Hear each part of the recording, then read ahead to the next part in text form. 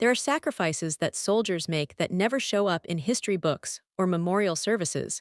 Sacrifices that have nothing to do with combat or valor, but everything to do with impossible choices made in impossible circumstances.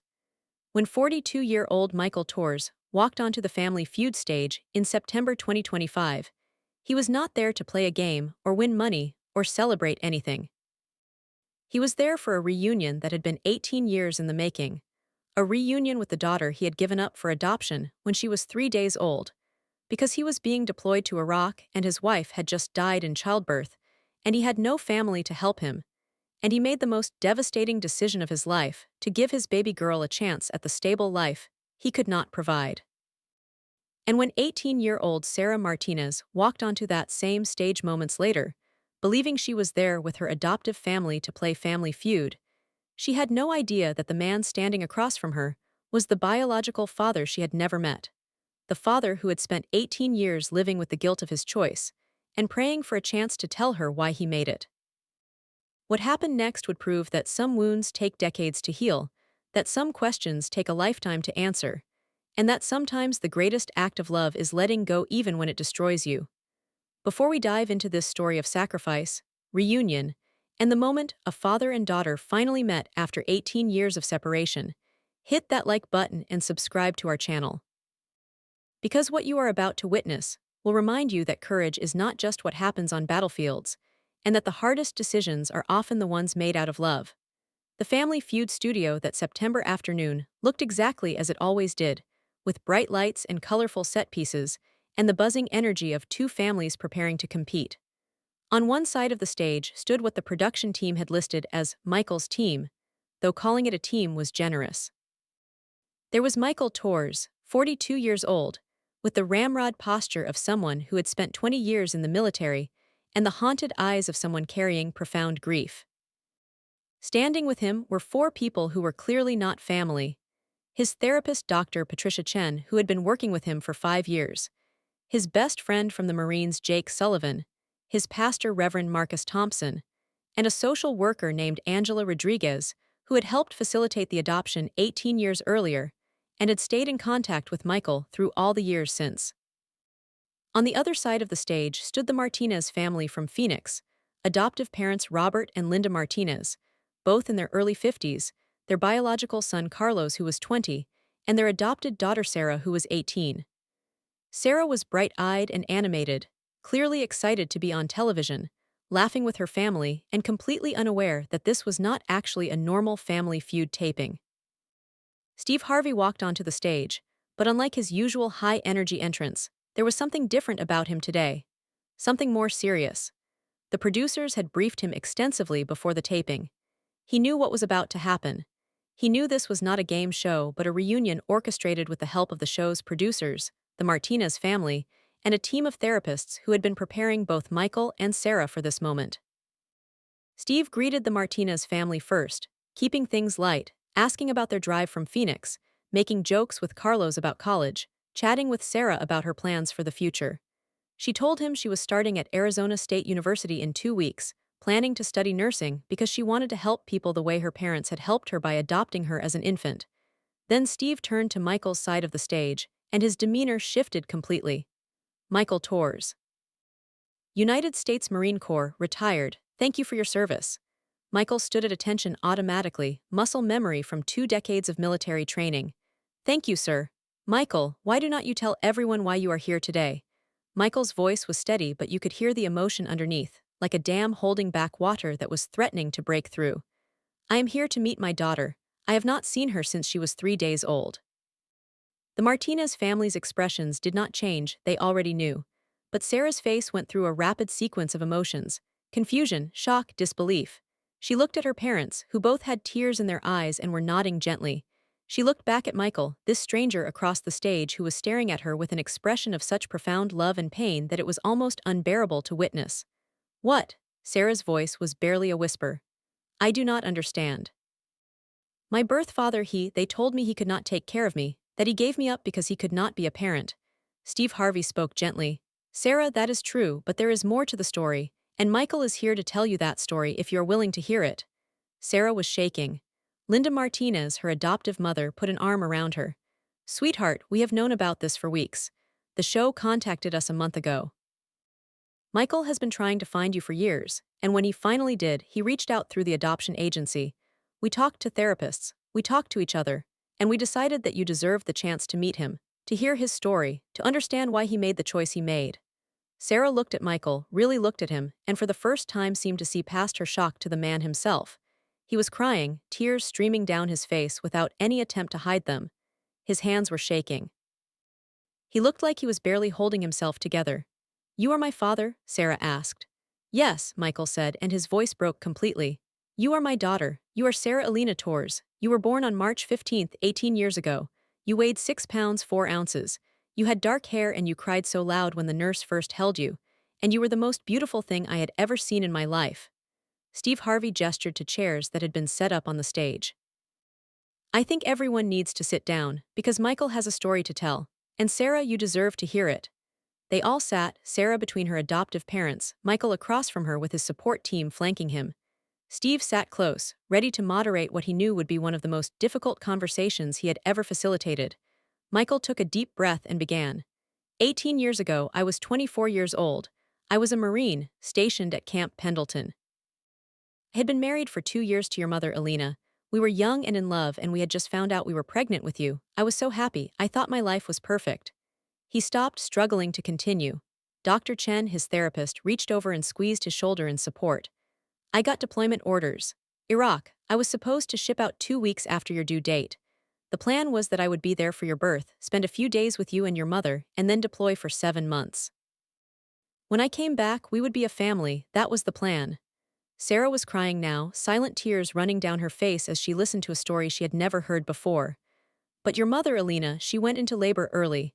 5 weeks early, and there were complications. The doctors, they tried everything, but she hemorrhaged, and she died.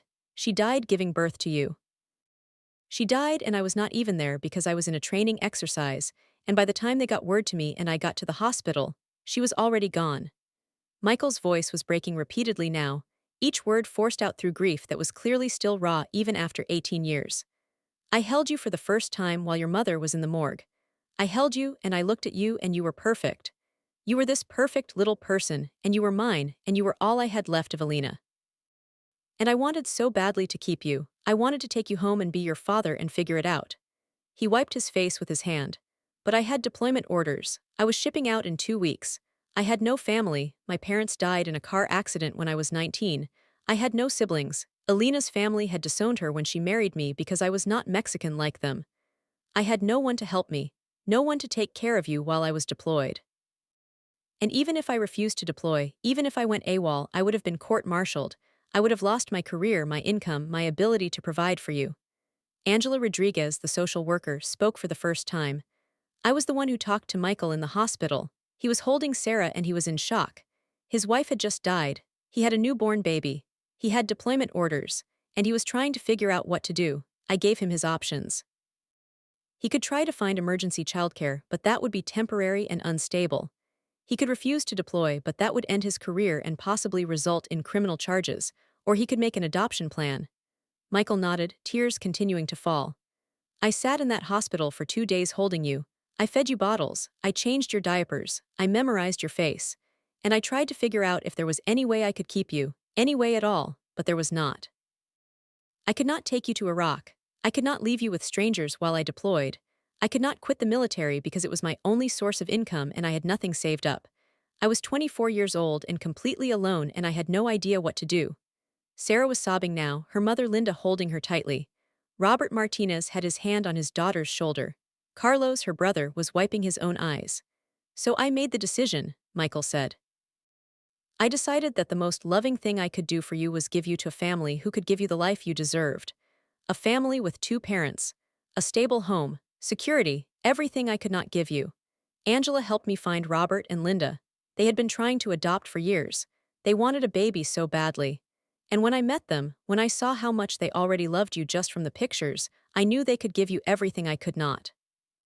He looked at Robert and Linda Martinez, and his voice was thick with gratitude. Thank you for giving my daughter the life I could not give her. Thank you for loving her. Thank you for being her parents when I could not be. Linda Martinez was crying too. Michael, you gave us the greatest gift anyone could give. Sarah is our daughter, she is our heart, and we have never taken that for granted. Steve Harvey, who had been silent through all of this, spoke quietly. Michael, what happened after you gave Sarah to the Martinez family? Michael's face twisted with pain. I deployed to Iraq 3 days later. I spent 7 months in combat, and every single day I thought about her. I wondered if I had made the right choice. I wondered if she was okay. I wondered if she would hate me when she grew up and learned that I gave her away. I carried a picture of her that the hospital took. Just one picture from when she was 2 days old. And I looked at it every night before I slept. Jake Sullivan, Michael's Marine buddy, added, I served with Michael in Iraq. I was there when he would pull out that picture. He was a good Marine. He did his job, but you could see he was carrying something heavy. We all knew about the baby he had given up. We all knew he was destroyed inside.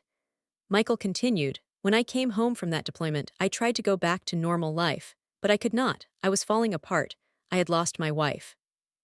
I had given up my daughter. I had PTSD from combat. I was drinking. I was barely functional. The Marines sent me to therapy. That is where I met Dr. Chen. Dr. Chen spoke with professional compassion. Michael came to me 7 years ago. He was suicidal. He felt like he had abandoned his daughter. He felt like he had failed as a father, as a husband, as a man. We have spent 7 years working through that trauma. And one of the things we worked on was his desire to contact Sarah, to find her, to tell her why he made the decision he made. Angela Rodriguez continued the story. The adoption was semi-open, which meant that the Martinez family sent me updates and photos every year. I would forward them to Michael. So he has watched Sarah grow up through pictures and letters. He has known about her school achievements, her soccer games, her quinceañera, everything. But he had no direct contact because that was the agreement. Sarah had been silent through all of this, processing, trying to understand. When she finally spoke, her voice was small and confused. You have been watching me grow up. You have known about my life this whole time. Yes, Michael said. I have a box in my apartment with every single update the Martinez family sent. Every photo, every letter. I have watched you go from a baby to a toddler to a child to a teenager to the beautiful young woman you are now, and I have been so proud of you. So grateful that you were happy and loved and safe, but also so filled with regret that I was not the one raising you. Steve Harvey leaned forward. Michael, when did you start trying to make contact? 2 years ago, when Sarah turned 16. Dr. Chen and I decided I was ready. I had worked through enough of my trauma that I could reach out without putting my pain on Sarah. I contacted Angela and asked if she could reach out to the Martinez family, to ask if they would be open to Sarah knowing about me, to possibly meeting me. Linda Martinez picked up the story. We got the message from Angela 2 years ago. Robert and I talked about it for months. We talked to Sarah's therapist. We talked to our own therapist. We wanted to make sure that opening this door would be healthy for Sarah. That it would not hurt her or confuse her or make her feel like we were not her real parents. Sarah looked at her mother with fresh tears. You knew for 2 years. You have known he was trying to find me for 2 years and you did not tell me. Robert Martinez spoke for the first time, his voice gentle. We were waiting for the right time. We were waiting until you were 18 and legally an adult. We were waiting until you were mature enough to handle this information. And we were waiting for Michael to be ready, because this is not just about you meeting your birth father. This is about him telling you a story that has been destroying him for 18 years. Steve Harvey looked at Sarah with deep compassion. Sarah, how are you feeling right now? Sarah looked at Michael, this man who was her father but also a stranger. I do not know. I am angry. I am sad. I am confused. My whole life, I thought my birth father gave me up because he did not want me. Because I was not good enough, because I was a burden.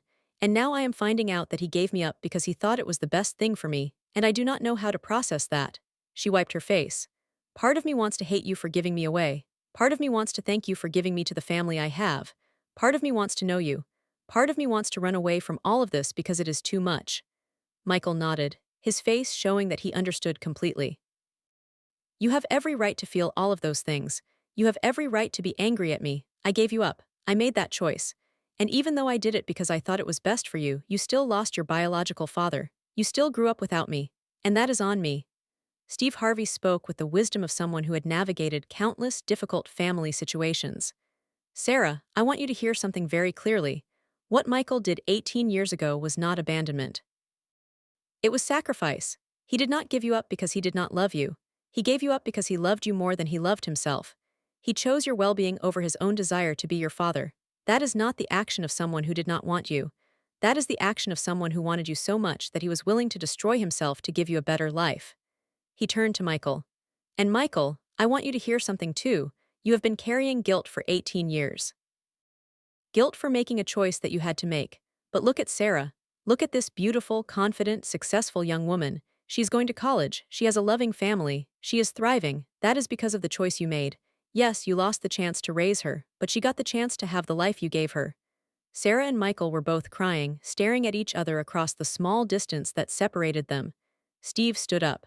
I think you two need to talk, not with all of us sitting here. Not with cameras in your face, just the two of you, so we are going to take a break, and we are going to give you some space. The production crew dimmed the lights and the cameras stopped rolling for a moment, giving Michael and Sarah privacy while still capturing audio. Steve and the families stepped back to give them room. Sarah stood up slowly. Michael stood too, uncertain, clearly terrified that she was going to walk away. But she did not walk away, she walked toward him. And when she reached him, she looked up at this man who was her father, this man who had given her life twice, once at birth and once by giving her up. I need to know something, Sarah said quietly. Did you ever regret it? Did you ever wish you had kept me? Michael's answer was immediate and raw. Every single day. Every single day for 18 years I have regretted not finding a way to keep you. But I have never regretted giving you to Robert and Linda. Because they gave you everything I could not. They loved you the way you deserve to be loved. And seeing you now, seeing the person you have become, I know I made the right choice even though it destroyed me. Sarah reached out tentatively and touched his hand. It was the first physical contact they had had since she was 3 days old. Michael looked down at her hand on his and started crying harder. Tell me about my mother, Sarah said.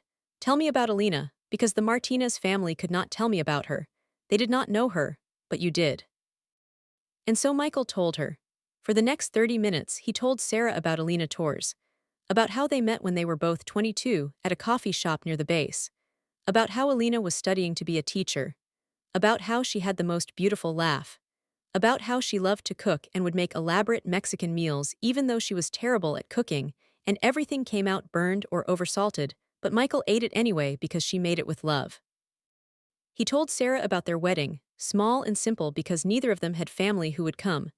About how Alina cried when she found out she was pregnant, happy tears because she had wanted to be a mother her whole life. About how she would talk to Sarah in the womb, singing Spanish lullabies and telling her about all the things they would do together when she was born. She wanted to name you Sarah, Michael said. Sarah Alina, after her grandmother. She had it picked out before we even knew if you were a boy or a girl.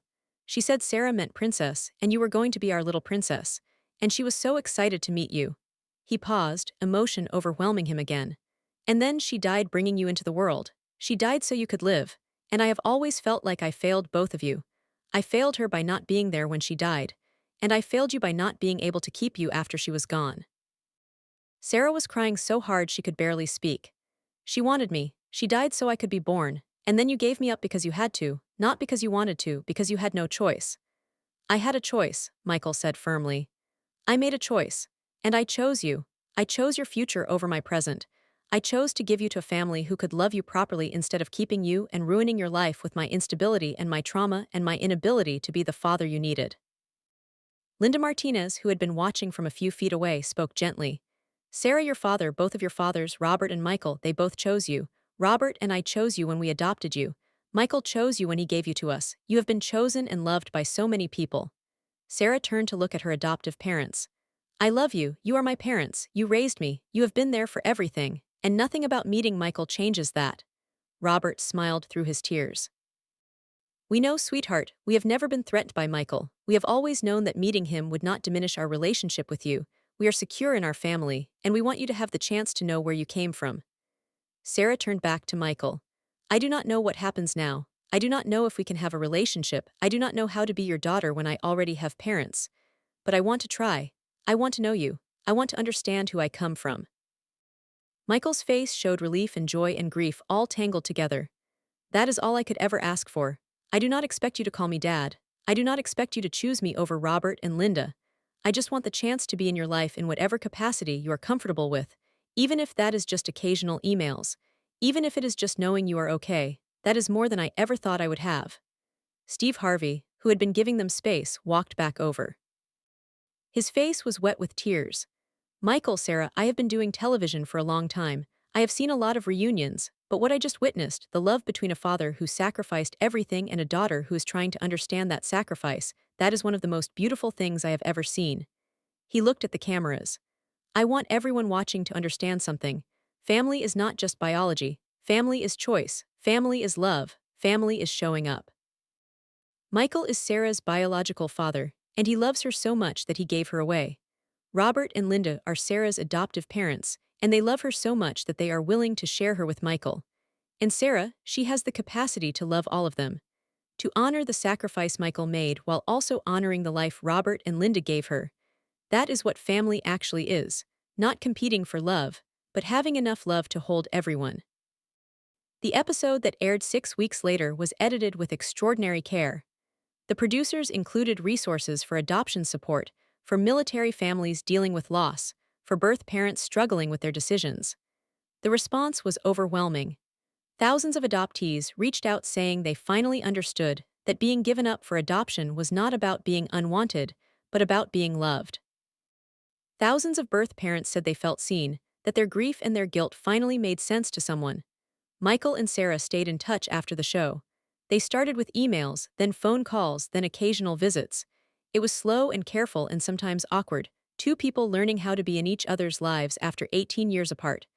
Sarah invited Michael to her high school graduation. He sat in the back, crying the whole time, watching his daughter accept her diploma with honors. When Sarah started at Arizona State University, Michael helped her move into her dorm. Robert and Linda were there too, and the three adults worked together to set up Sarah's room, three parents who loved the same girl and had found a way to coexist in her life. 5 years after the Family Feud reunion, Sarah gave an interview about her experience. Meeting Michael changed my understanding of my own story. I spent 18 years wondering why my birth father gave me up.